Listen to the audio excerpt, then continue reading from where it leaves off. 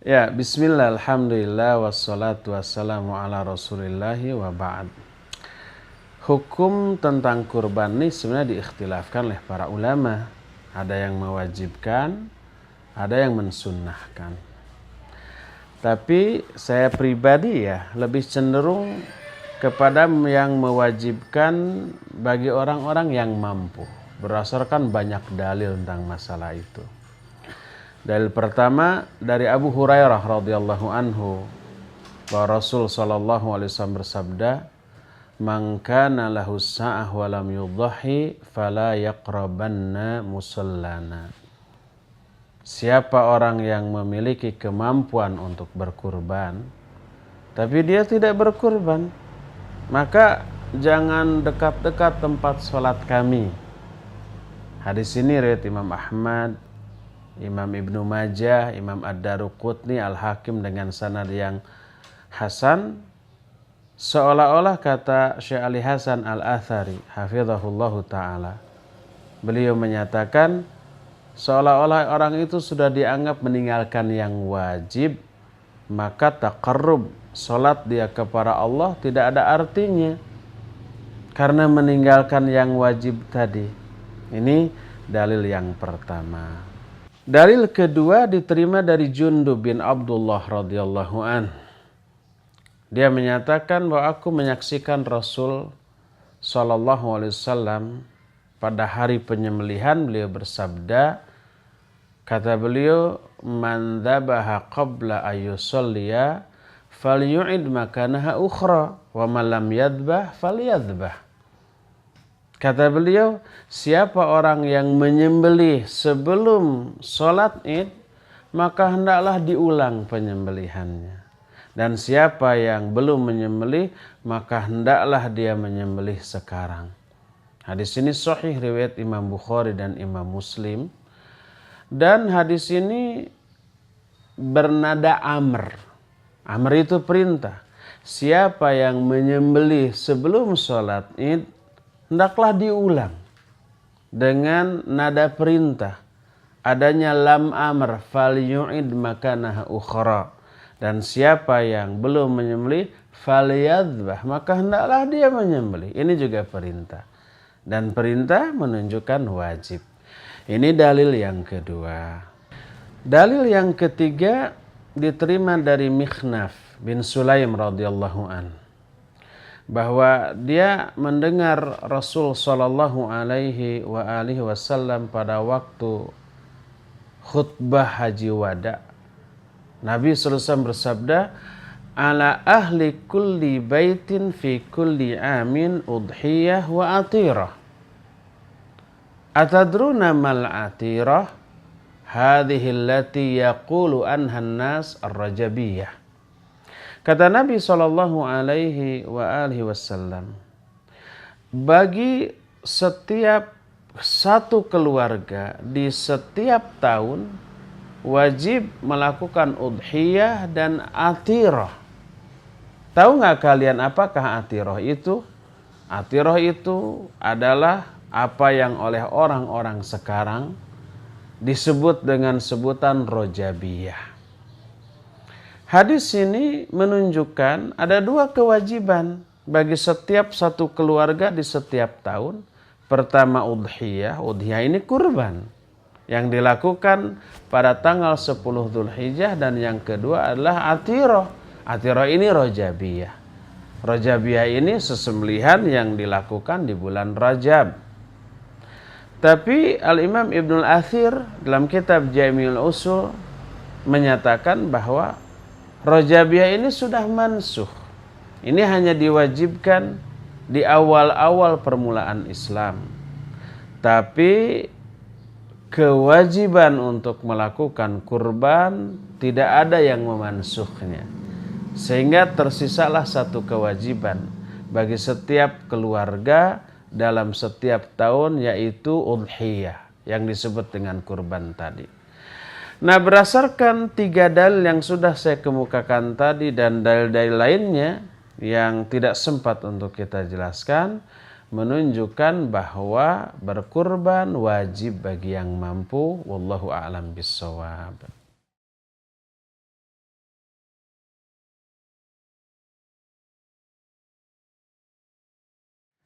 Ya, adapun kriteria hewan yang layak dijadikan kurban, pertama dari segi kondisi, dia harus sehat. Dia harus selamat juga dari aib. Tidak boleh yang sedang sakit, tidak boleh yang pincang, tidak boleh yang picek, tidak boleh juga yang tanduknya patah baik sebagian atau seluruhnya, tidak boleh juga yang salah satu di antara daun telinganya itu putus atau bahkan dua-duanya. Pokoknya dia sehat, dia normal, dan terbebas dari aib. Sehat, tapi ada aib, ada cacat juga tidak boleh, gitu ya. Itu dari segi kondisi. Dan disukai yang bertanduk besar. Adapun dari segi usia, pertama apabila dia kambing, berusahalah minimal yang usianya 1 tahun. Kalau dia sapi, minimal yang usianya 2 tahun. Dan apabila kambing atau kurban yang akan disembelih itu berupa unta, minimal 5 tahun. Dan ini diambil dalam salah satu hadis yang sahih, sebagaimana kesahihannya disebutkan dalam kitab Sahih Al-Jami, bahwa Rasul sallallahu alaihi wa alihi wasallam bersabda, innal jada' minad dha'n yuwafi mimma yuwafi minhu thani'u minal ma'iz. Bahwa al jada' minad dha'n, kata al-Imam Ibnu Hajar al-Asqalani rahimahullah dalam kitab Fathul Bari Syarah Sahih Bukhari, menyatakan al jada' artinya kambing usia tertentu. Minad dha'n maknanya kambing yang usianya minimal sudah 1 tahun. Ini menurut jumhur ulama. Walaupun ada sebagian yang menyatakan minimal 10 bulan, ada juga yang minimal 8 bulan. Tapi kita ambil yang paling selamat untuk kita, minimal 1 tahun. Kata Imam Ibnu Hajar, kalau dia unta, maka minimal usianya 5 tahun. Dan apabila dia sapi, minimal usianya 2 tahun. Kalau bisa jangan kurang dari itu. Adapun orang-orang yang berkurban dengan kemampuan yang sebenarnya ada, tetapi dia mengambil yang minim, anak kambing umpamanya cuma usianya 6 bulan, 7 bulan lalu disembelih, maka itu tidak mencukupi untuk dijadikan sebagai kurban kepada Allah Azza wa Jalla, padahal dia mampu lebih dari itu. Itulah kriteria hewan kurban. Wallahu a'lam bishawab.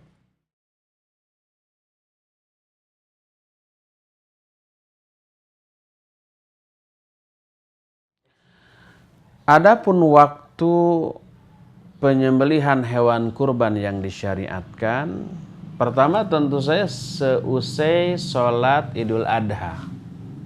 Kalau sebelum sholat Idul Adha nggak boleh. Sebagaimana hadis tadi, man dhabaha qabla ayyusalliya falyu'id makanaha ukhra. Siapa yang menyembelih sebelum selesai sholat, hendaklah diulang penyembelihannya. Berarti tidak sah kalau sebelum sholat Id. Jadi harus setelah sholat Id, dan terus berlangsung waktu penyembelihan itu sampai tanggal 13 Dzulhijjah. Boleh tanggal 11, boleh tanggal 12, boleh tanggal 13. 3 hari itu disebut dengan hari-hari tasyrik. Nabi sallallahu alaihi wasallam bersabda, kullu ayyamit tasyrik dzabhun. Semua hari-hari tasyrik adalah hari penyembelihan. Sehingga waktu untuk menyembelih ini 4 hari, tanggal 10, 11, 12, dan 13 Dzulhijjah. Adapun setelah masuk tanggal 14 Dzulhijjah, yaitu pas maghrib tanggal 13, sudah habis waktu penyembelihan ya. Wallahu a'lam.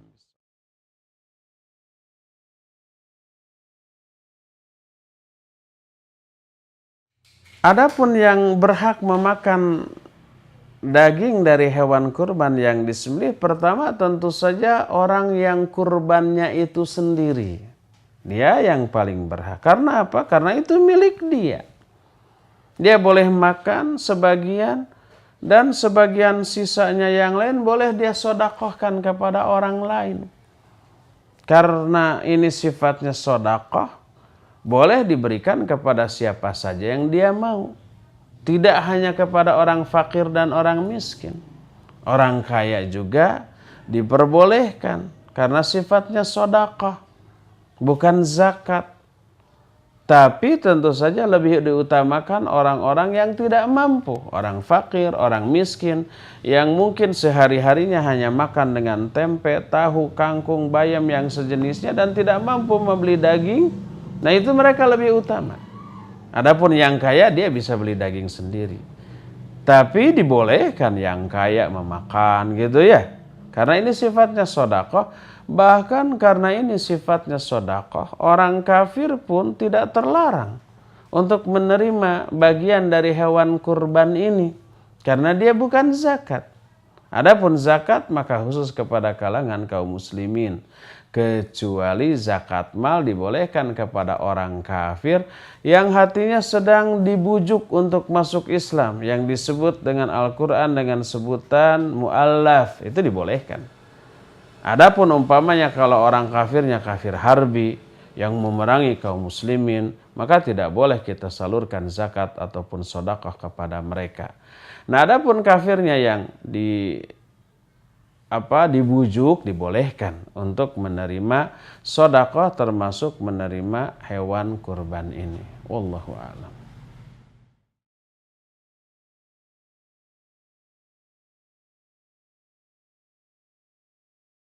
Iya, berkaitan dengan penyembelihan, pertama lebih utama orang yang berkurban itu dia menyembelih sendiri dengan tangannya, ya. Tapi kalau dia tidak mampu, baik secara mental dia tidak siap melihat darah gitu ya, secara teknis juga dia tidak bisa untuk menyembelih, khawatir salah, khawatir tidak mati, khawatir tenaganya kurang gitu ya, maka dia boleh untuk mendelegasikan, mewakilkan kepada orang lain yang mampu melakukannya. Lalu bagaimana cara menyembelih? Ya, cara menyembelih hewan kurban tidak ada bedanya dengan cara menyembelih di luar kurban. Baik ayam, ataupun kambing, ataupun sapi ya. Intinya begini, yang wajib bagi dia, orang yang akan menyembelihnya itu pertama harus seorang muslim. Lebih berilmu, lebih soleh, lebih bagus. Tapi kalau yang menyembelih itu ahli maksiat atau ahli bid'ah, dan bid'ahnya dan maksiatnya bukan bid'ah dan maksiat mukaffirah, bukan yang menyebabkan pelakunya keluar dari Islam, maka dibolehkan dia menyembelih dan sesembelihannya halal untuk dimakan. Itu yang pertama. Kedua, orang yang akan menyembelih wajib meniatkan sesembelihannya itu untuk Allah Azza wa Jalla. Tidak boleh dia niatkan untuk berhala. Allah Azza wa Jalla berfirman dalam Al-Quran, Qul inna sholati wa nusuki wa mahyaya wa mamati lillahi rabbil alamin. Katakan oleh Muhammad, sesungguhnya ibadahku dan sesembelihanku, hidupku dan matiku semuanya itu lillah, untuk Allah dan bukan untuk yang lain. Termasuk sesembelihan. Maka wajib niatkan bahwa dia menyembelihnya itu untuk Allah Azza wa Jalla.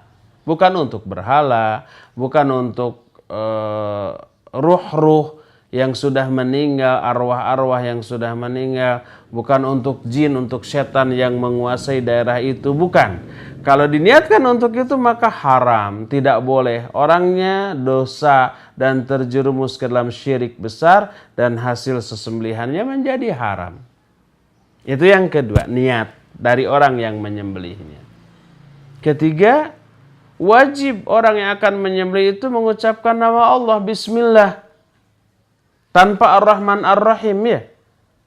Dan disunahkan dia juga bertakbir. Bismillahi Allahu Akbar. Bismillahnya wajib, takbirnya sunnah. Sehingga apabila ada orang yang hanya mengucapkan bismillah saja tanpa Allahu Akbar, maka sah dan itu ibadah dan hasil sesembelihannya menjadi halal. Ini yang ketiga, dia wajib membaca bismillah. Keempat, hendaklah hewan yang disembelihnya itu putus 2 urat lehernya. 1 urat sebagai jalan nafas, 1 lagi sebagai jalan makanan. Yang telah dikunyah oleh hewan itu kan disalurkan sampai ke perut dan seterusnya. Nah, 2 urat leher itu wajib putus. Siapa yang menyembelih tapi tidak putus salah satu dari kedua-duanya, apalagi tidak putus dua-duanya, maka menjadi bangkailah hewan itu. Walaupun dia mati, matinya akan lama karena tidak putus. Suplai udara atau oksigen dan suplai makanan masih terus, tapi dia terluka parah, umpamanya lehernya menganga gitu ya, akibat sembelihan tadi. Tapi 2 ini tidak terputus, dia akan lama menderitanya. Walaupun mungkin akhirnya mati, maka dia jadi bangkai. Maka perhatikan bagi orang yang akan menyembelih, putus enggak kedua urat leher yang ada di tenggorokannya tersebut. Kalau putus, iya berarti sah. Tapi kalau tidak putus salah satu atau dua-duanya, maka sesembelihan itu tidaklah sah. Nah, itu 4 yang harus diperhatikan. Ya. Adapun yang kelima, tidak boleh menyembelih binatang dengan cara yang menyakiti secara berlebihan. Dengan cara dipukul dulu gitu ya. Dengan cara umpamanya ditakut-takuti dulu. Dengan cara umpamanya si goloknya itu diperlihatkan di hadapan si hewannya. Apalagi ditempel-tempelkan dalam rangka bercanda gitu ya. Atau termasuk menyembelih hewan kurban di hadapan hewan yang nanti akan disembelih. Melihat kawannya sudah disembelih begitu dengan darah yang bertebaran kemana-mana, dia stres loh. Dan itu penderitaan secara psikis bagi binatang yang akan disembelih. Maka hindarkan tempat menyembelih hewan kurban dengan hewan-hewan kurban yang belum disembelih, itu dijauhkan, jangan sampai mereka melihat. Kalau melihat mereka stres, kemudian menderita. Ya, itulah beberapa adab yang harus diperhatikan ketika akan menyembelih. Wallahu a'lam.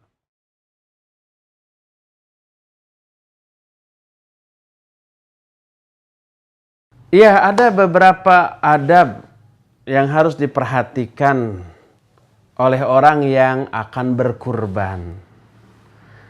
Begitu seseorang akan berkurban, maka sejak mulai 1 Dzulhijjah, kalau kurbannya kan 10 Dzulhijjah ya, hari Idul kurbannya. Sejak mulai 1 Dzulhijjah, orang yang akan kurban. Ingat, orang yang akan kurban. Adapun orang yang akan menyembelih tapi dia tidak berkurban, nggak berlaku. Ini orang yang akan berkurban, dia tidak boleh memotong kukunya, memotong rambutnya, atau mencabuti bulu ketiaknya, atau umpamanya memotong kumisnya, memotong bulu kemaluannya, sampai dia menyembelih. Berdasarkan satu hadis yang diriwayatkan oleh Imam Muslim, Abu Daud, An-Nasai, dan yang lain-lainnya dengan sanad yang sahih, Nabi SAW bersabda, "Idza dakhala al-'ashara fa arada ahadukum ayudhiya fala yamussa min sya'rihi wala min basyarihi syai'a."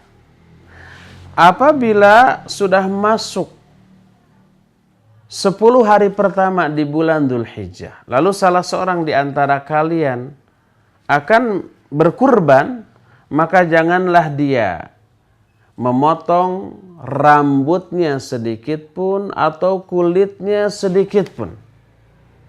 Yang dimaksud memotong rambut yang terlarang adalah baik rambutnya dengan cara dicukur gitu ya, atau digunting, atau kumisnya gitu ya, atau kukunya, atau bulu kemaluannya, termasuk mencabuti bulu ketiak yang selama ini itu semua sunnah umpamanya.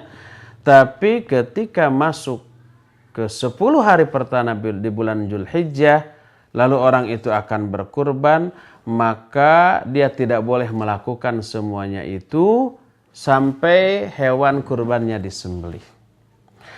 Timbul pertanyaan, apakah ini hukumnya wajib? Iya, wajib.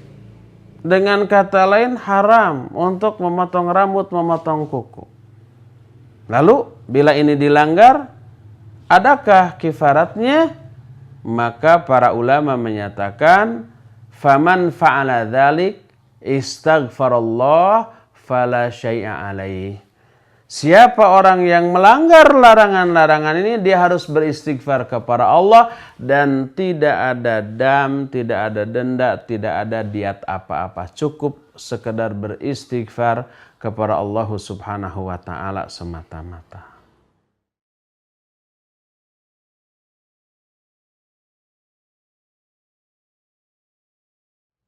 Bagaimana hukum memberi upah kepada jagal atau kepada orang yang menguliti atau kepada panitia? Ya, memberi upah kepada mereka boleh, tapi tidak boleh diambil dari hewan kurban. Baik itu kepalanya, umpamanya biasanya keumuman kaum muslimin ya, orang yang menyembelih dapat kepala, orang yang menguliti dapat kulitnya, panitia yang lainnya masing-masing dapat jatah 1 bungkus di samping jatah bukan sebagai panitia, sebagai mustahik. Jadi 2 dapat, yang lain 1. Maka itu tidak boleh. Karena apa? Karena sebuah riwayat dari Ali bin Abi Thalib radhiyallahu an dalam hadis sahih riwayat Imam Muslim, Abu Daud dan yang lain-lainnya menyatakan, amaroni Rasul sallallahu alaihi wa alihi wasallam an aquma ala budni wa an atasaddaqa min luhumiha wa juludiha wa alla nu'tiyal jazira syai'an minha. Qal wa nahnu nu'tihi min indina. Kata Ali bin Abi Thalib radhiyallahu an, Rasul SAW memerintahkan aku untuk menyelenggarakan menyembelih hewan kurbannya dan menyuruh aku untuk mensodakohkan dagingnya dan kulitnya, dan menyuruh aku agar aku tidak memberikan upah kepada orang yang menyembelihnya sedikit pun dari hewan kurban itu. Kata Ali bin Abi Thalib, nahnu nu'tihi min indina. Kami memberi upah kepada yang menyembelih itu dari saku kami, dari uang kami. Hadis riwayat Imam Muslim yang sahih ini menunjukkan boleh memberi upah, baik kepada yang menyembelih, kepada yang menguliti, kepada yang nyincangnya, kepada panitia, asal tidak diambil dari hewan kurban itu. Apalagi ada sebagian panitia yang memisahkan 2 ekor hewan kurban disembelih untuk konsumsi para panitia khusus. Selain panitia nggak boleh ikut makan. Itu sama dengan upah yang diambil dari kurban. Maka itu tidak boleh. Jadi kesimpulannya, boleh memberi upah kepada orang-orang yang terlibat di dalam pengurusan kurban, tapi upah tersebut tidak diambil dari hewan kurban. Adapun nanti bagaimana kepalanya, bagaimana kulitnya, bagaimana kakinya, silakan itu berikan.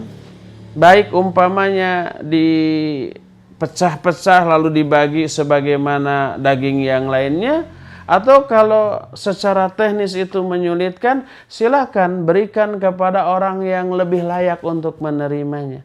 Tapi tidak sebagai upah, tidak sebagai buruh panitia. Berikan kepada orang yang fakir, yang miskin. Nih kamu kepala untuk kamu, nih kamu kulit untuk kamu, gitu. Nih kamu kaki untuk kamu. Itu dibolehkan. Sama dengan daging-daging yang lainnya. Kalau di kalangan panitia ada yang fakir, ada yang miskin, boleh diberikan kepada panitia yang fakir, tapi bukan sebagai upah dari kepanitiaannya, dari hasil kerjanya, bukan. Tapi karena statusnya sebagai orang yang tidak mampu. Maka boleh kita berikan kepada mereka.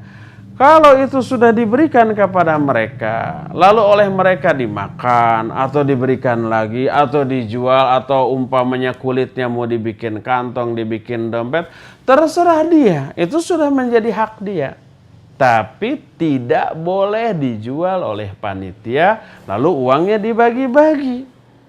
Karena itu bukan hak panitia, itu hak mustahik yang memang layak menerimanya.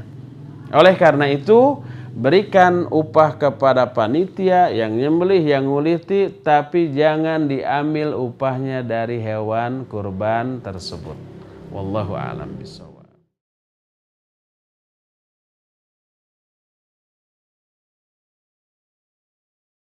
Boleh nggak membagikan atau memberikan dagingnya ini di luar hari-hari tasyrik?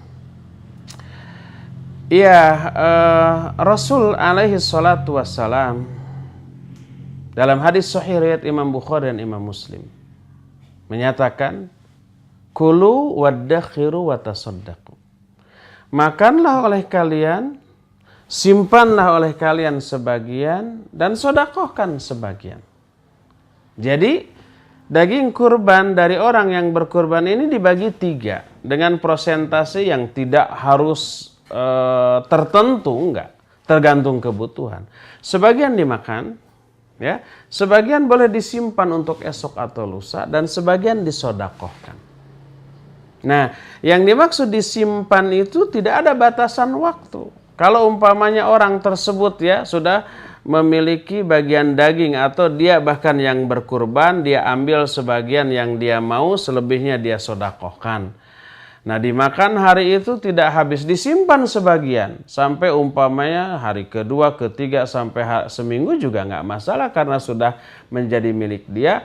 Terus hari keempat, kelima, wah ini saya sudah bosan dengan daging kambing ini, lalu diberikan ke tetangganya, diberikan ke saudaranya, itu silakan saja, boleh-boleh saja, nggak masalah. Asal apa? Asal itu sudah menjadi haknya, asal itu sudah menjadi miliknya. Adapun kalau daging kurban tersebut ya oleh panitia disimpan dulu, tidak langsung dibagikan.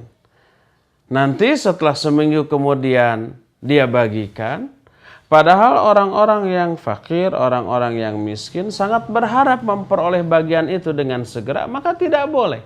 Karena apa? Karena menahan daging itu dari orang yang berhak menerimanya.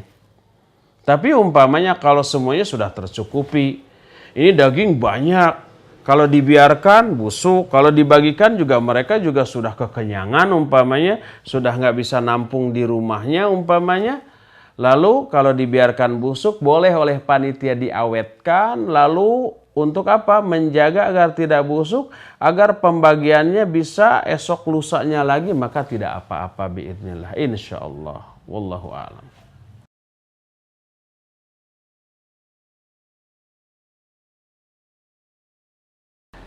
Boleh nggak kita mengirimkan hewan kurban ke tempat lain? Hukum asal hendaklah berkurban itu di daerah sendiri, di desa sendiri. Jangan sampai yang jauh diberi, yang dekat tidak diberi. Itu akan menimbulkan madarat, menimbulkan kecemburuan sosial gitu ya, menimbulkan kemangkelan orang-orang fakir dan miskin yang dekat dengan kita, karena sodakohnya disalurkan ke yang jauh padahal yang dekat juga membutuhkan. Itu hukum asalnya. Kecuali kalau di daerah kita sudah terpenuhi karena yang kurban banyak gitu ya, semua yang ada di daerah kita sudah terpenuhi semuanya, malah melimpah, boleh kita offer ke kota lain, ke daerah lain, sebagai bentuk solidaritas kita, perhatian, kepedulian kita kepada saudara-saudara kita yang jauh, dengan syarat sekali lagi, kalau memang di daerah kita sendiri sudah terpenuhi. Adapun kalau di daerah kita belum terpenuhi, lalu kita offer ke daerah lain, lalu menimbulkan madarat berupa kekecewaan fakir miskin di daerah kita sendiri, mangkal mereka, akhirnya mendoakan keburukan bagi kita, maka itu tidak boleh. Karena apa? Karena menimbulkan madarat karena sikap kita tersebut. Wallahu a'lam.